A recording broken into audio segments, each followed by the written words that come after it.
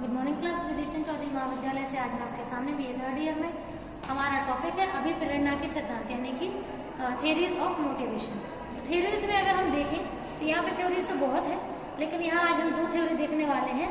पहली है Abraham Maslow की, ठीक है, जिसे हम लोग अभिप्रेरणा सिद्धांत भी कहते हैं या आवश्यकता पदानुक्रम सिद्धांत भी कहते हैं, नीड हायरार्की थ्योरी, ठीक। और सेकंड पढ़ने वाले हम लोग हर्जबर्ग की, ठीक है। तो हर्जबर्ग जो है उन्होंने द्विकारक सिद्धांत दिया था। दोनों की थ्योरी को आज हम देखने वाले हैं। तो फर्स्ट थ्योरी जो है मैस्लो की, तो मैस्लो ने देखो 5 स्तर दिए हैं, लेवल जो है वो 5 दिए हैं, क्रम बाई क्रम पांचों इम्पोर्टेंट भी हैं। एक पूरा हो जाता है तो दूसरे तक हम पहुंच जाते हैं, अगर एक ही पूरा नहीं हो पाता दूसरे तक नहीं पहुंच सकते हैं, अगर जब दूसरा पूरा होता है तो तीसरे तक पहुंच सकते हैं। तो भी फर्स्ट और सेकंड हमेशा चलती रहती हैं। तो फर्स्ट सेकंड थर्ड ये 3 आवश्यकताएं ऐसी हैं जो एक पूरी होने के बाद ही अगले पे बढ़ पाते हैं। और सबसे में इम्पोर्टेंट बात यह है कि मान लीजिए अगर आगे बढ़ चुके हैं तो वो पीछे वाली अवस्थाएं खत्म भी नहीं होती हैं, वो साथ ही चलती रहती हैं, ठीक है। लाइफ लॉन्ग चलने वाली अवस्थाएं होती हैं ये। तो और चौथी अवस्था तब आती है जब हमारी उम्र का जो टीनेज है, जब वो क्रॉस होने वाला होता है तब चौथी अवस्था आती है। और उसके बाद आत्मसिद्धि तो बहुत ही कम लोगों में देखने को मिलती है, ऐसे सभी लोगों में नहीं होती है। तो फर्स्ट पॉइंट बोल रहा है दैहिक आवश्यकता यानी कि फिजियोलॉजिकल नीड्स या बायोलॉजिकल नीड्स। तो फिजियोलॉजिकल नीड क्या होती है? फिजियोलॉजिकल या दैहिक नीड वो होती हैं जो आपके शरीर से जुड़ी होती हैं, जिनको पूरा करना आपकी जिम्मेदारी होता है, जैसे खाना पीना, नींद, गुस्सा, ठीक, मलमूत्र त्याग करना। तो ये कॉमन नीड्स है बेटा, ये नीड कभी खत्म नहीं हुई। हाँ, थोड़े समय के लिए, जैसे मान लीजिए अगर आपको भूख लग रही है तो आप थोड़े समय हो सकता है भूखे रह लें, लेकिन फिर आपको खाना तो खाना पड़ेगा, ठीक, उसके लिए एफर्ट भी करना पड़ेगा, तो मोटिवेशन तो उसमें लगता ही है। खाने के लिए भी आपके अंदर से मोटिवेशन आता है, उस खाने को चबाने के लिए, उस खाने को लेने के लिए, खाने के लिए, तो ये दैहिक मोटिवेशन होता है।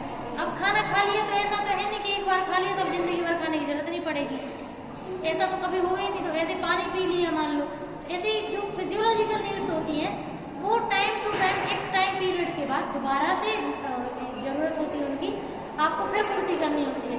तो ये नीड जीवन में कभी खत्म नहीं होती है, ये चलती ही रहती हैं। अगर इन नीड को खत्म करोगे तो आप निपट लोगे, ठीक। तो फर्स्ट है, ये इम्पोर्टेंट है।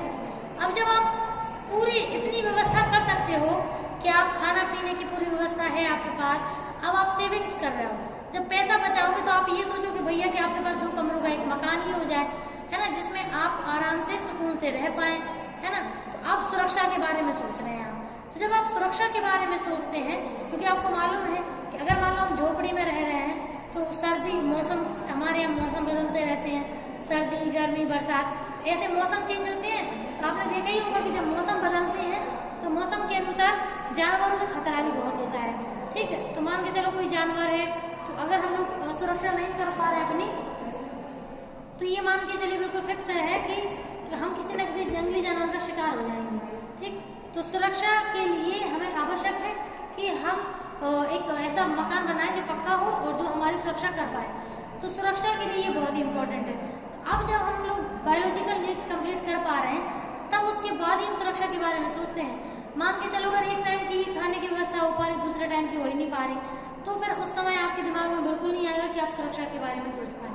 तो उस समय यही रहता है कि हम 2 टाइम के भोजन की अरेंजमेंट कर ही पाएँ, ठीक है। तो सुरक्षा तभी हम सोच पाते हैं जब दैहिक आवश्यकताएं पूरी होती हैं। अब सुरक्षा जब पूरी हो गई, मान लो दैहिक भी हो गई पूरी और सुरक्षा भी, अब ये दोनों कंटिन्यू लाइफ लॉन्ग चलती रहती हैं, ठीक।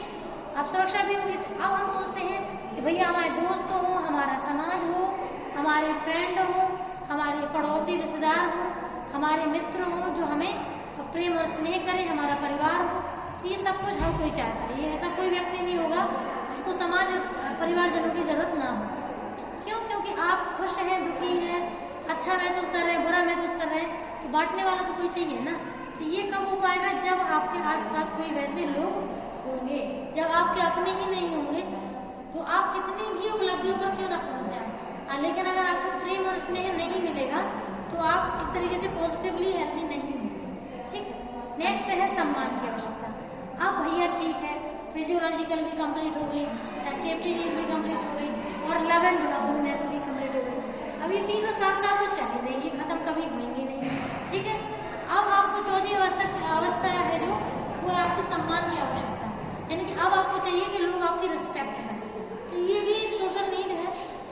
सभी लोग चाहते हैं कि लोग उनकी वैल्यू करें, है ना, उनका सम्मान करें, हर कोई चाहता है।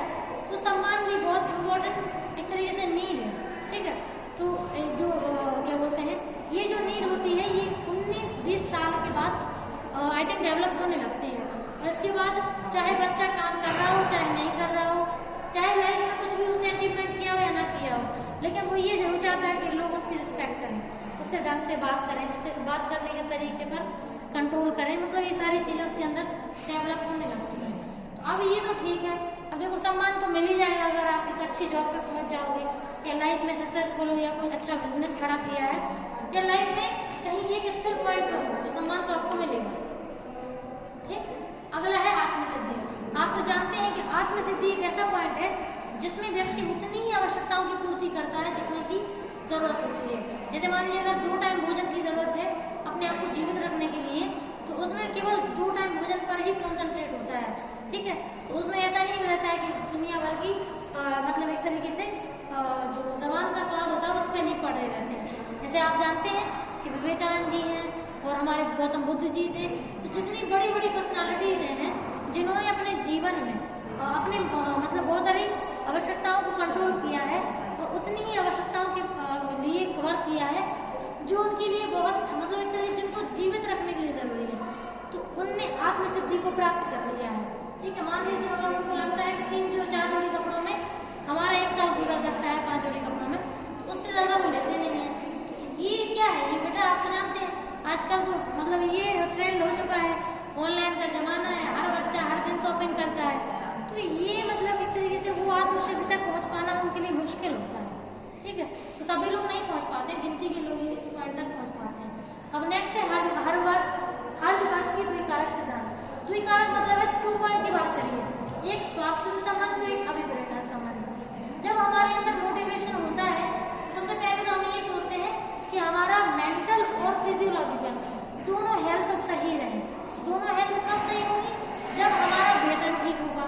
अगर मान लीजिए हमारा वर्क के अकॉर्डिंग वेतन है तो हम हैप्पी रहेंगे, तो हमारा फिजिकल हेल्थ भी जैसे मान लो बीमारी अगर कोई बनी हुई है तो उसको हम वैसे वेतन सही है तो हम अपना इलाज ढंग से करवा सकते हैं, और अगर आपका मन सही रहेगा तो आपका स्वास्थ्य भी सही रहेगा, तो ये भी इम्पोर्टेंट है। कार्य सुरक्षा, मान लो जो वर्क आपको मिल रहा है उस वर्क में रिस्क ज़्यादा नहीं है, तो कहीं ना कहीं आपको वो सेटिस्फेक्शन देता है, तो उससे भी आपको थोड़ा सा सही लगता है।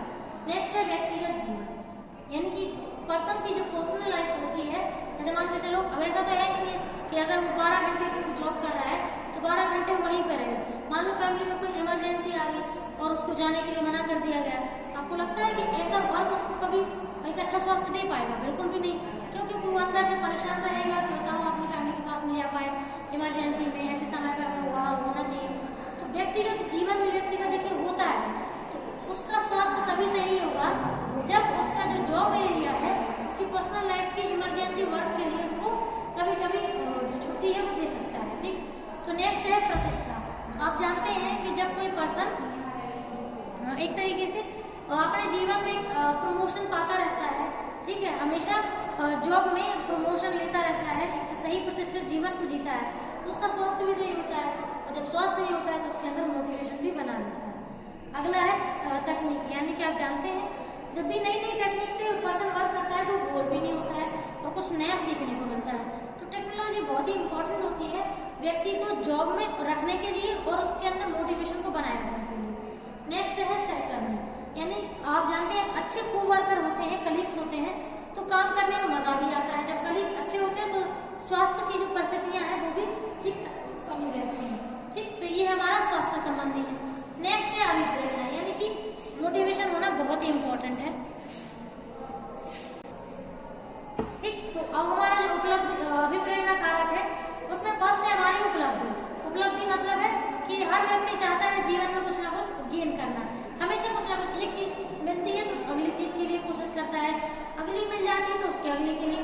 तो ये जीवन मतलब व्यक्ति का स्वभाव होता है हमेशा कुछ नया और कुछ अलग पाना, ठीक है। तो उपलब्धि हो गई और लोगों से पहचान हर कोई बनाना चाहता है, तरक्की भी हर कोई करना चाहता है। वैसे एक सैलरी पर लंबे समय तक कोई काम नहीं करना चाहेगा। विकास यानी कि जीवन में कुछ ना कुछ नया गेन करे और अलग ऊपर बढ़ता रहे, ठीक। शक्ति भी हर कोई हासिल करना चाहता है। नेक्स्ट है सत्ता, यानी बात माने, उनको फॉलो करें, यानी कि अच्छा लीडर मानना चाहे आपको। और लास्ट है जिम्मेदारियाँ। तो उत्तरदायित्व